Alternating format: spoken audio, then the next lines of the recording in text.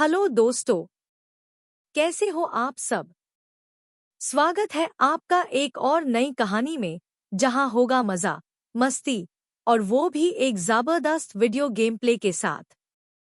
मैं हूं आपकी दोस्त टून दीदी और मैं ले चलती हूं आपको कहानियों की एक रोमांचक दुनिया में, जहां हर मोड़ पर छुपी है एक नई बात, एक नया सरप्राइज।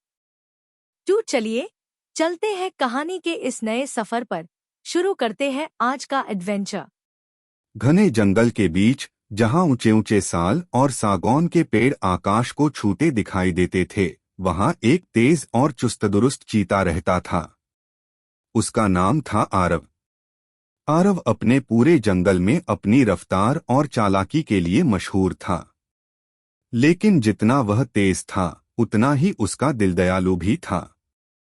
आरव को दौड़ना बहुत पसंद था। हर सुबह सूरज की पहली किरण के साथ वह जंगल की पगडंडियों पर हवा की तरह दौड़ लगाता। पक्षी उसके पीछे उड़ते और खरगोश उससे बचकर अपनी बिलों में घुस जाते। लेकिन उसकी दौड़ का सबसे बड़ा राज सिर्फ रफ्तार नहीं था, बल्कि उसका विश्वास, उसकी मेहनत और खुद पर भरोसा था। जंगल में नई चुनौती। एक दिन जंगल में अचानक सन्नाटा छा गया। पक्षियों ने चहचहाना बंद कर दिया, बंदरों ने पेड़ों पर खेलना छोड़ दिया और यहाँ तक कि नदी का बहाव भी धीमा लगने लगा। सब हैरान थे कि आखिर ये अजीब खामोशी क्यों है। तभी जंगल की पंचायत बुलाई गई। सम्राट शेर, जो पूरे जंगल का राजा था, बोला, साथियों, यह सन्नाटा कोई साधारण बात नहीं है। यह एक रहस्यमयी दौड़ की चेतावनी है। कहते हैं, जब भी जंगल में यह सन्नाटा छाता है, तो जंगल के सबसे तेज और बहादुर जानवर को बुलावा मिलता है। अगर वह इस दौड़ को जीत जाता है, तो जंगल में शांति और खुशहाली लौट आती है। लेकिन अगर हार गया, तो सन्नाटा हमेशा के लिए जंगल पर छा जाएगा। सभी जानवर एक दूसरे की ओर देखने लगे। सबको मालूम था कि जंगल का सबसे तेज धावक कौन है, आरव चीता। आरव का फैसला। आरव चुपचाप खड़ा सब कुछ सुन रहा था। उसके मन में कई सवाल थे। क्या मैं सच में इतनी बड़ी चुनौती का सामना कर पाऊंगा? अगर हार गया तो? लेकिन फिर उसे अपने पिता की बात याद आई। बेटा, सच्चा योद्धा वही है जो डर के बावजूद आगे बढ़े। आरव ने हिम्मत जुटाई और कहा, मैं इस दौड़ में हिस्सा लूंगा। चाहे जो भी हो, मैं सन्नाटे से लड़ूंगा। उसके शब्दों ने पूरे जंगल में नई उम्मीद जगा दी। हर जानवर खुशी से झूम उठा। रहस्यमय रास्ता। दौड़ शुरू होने का दिन आ गया। सुबह का समय था, लेकिन जंगल अब भी खामोश था। केवल हवा की सरसराहट सुनाई दे रही थी। दौड़ का रास्ता बहुत कठिन था। पहला हिस्सा था कांटों वाला मैदान, जहां हर जगह नुकीले झाड़ और पत्थर बिखरे थे। दूसरा हिस्सा था तेज बहती नदी, जिसे पार करना आसान नहीं था।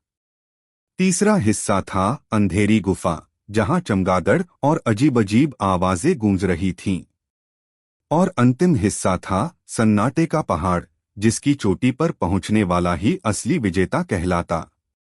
दौड़ की शुरुआत। जैसे ही सम्राट शेर ने अपनी दहाड़ से दौड़ का संकेत दिया, आरव बिजली की तरह दौड़ पड़ा। पहला हिस्सा कांटों वाला मैदान। तेजी से दौड़ते हुए भी आरव कांटों से बचने के लिए बहुत सावधानी बरत रहा था। उसके पैरों में हल्की चोट लगी, लेकिन उसने हार नहीं मानी। वह सोचता रहा, अगर रुक गया तो जंगल हमेशा खामोश हो जाएगा।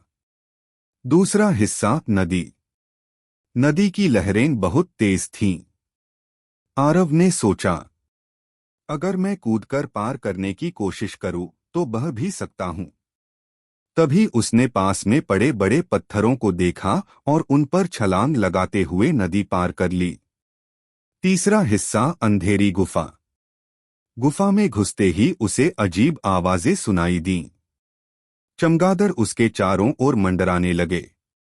डर तो हुआ, लेकिन उसने खुद से कहा, मैं रोशनी का बेटा हूं, अंधेरा मुझे रोक नहीं सकता। उसने पूरी हिम्मत से गुफा पार कर ली। आखिरी हिस्सा, सन्नाटे का पहाड़। यह सबसे कठिन था।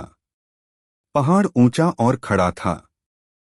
हर कदम पर थकान बढ़ रही थी, लेकिन जंगल के जानवरों की उम्मीद उसकी ताकत बन गई। विजय की गर्जना। आखिरकार आरव पहाड़ की चोटी पर पहुंच गया। जैसे ही उसने वहां झंडा गाड़ा, पूरा जंगल गूंज उठा।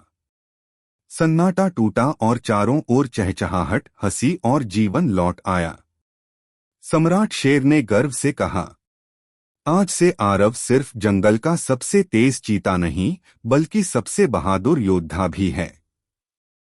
कहानी की सीख, मोरल वैल्यू। सच्ची ताकत रफ्तार या शक्ति में नहीं, बल्कि हिम्मत और विश्वास में होती है। मुश्किलें चाहे जितनी भी बड़ी क्यों न हो, अगर हम धैर्य रखें तो उन्हें पार किया जा सकता है। एक इंसान की या जानवर की हिम्मत पूरे समाज के लिए उम्मीद बन सकती है। तो बच्चों, कैसी लगी आपको ये कहानी? मजा आया ना?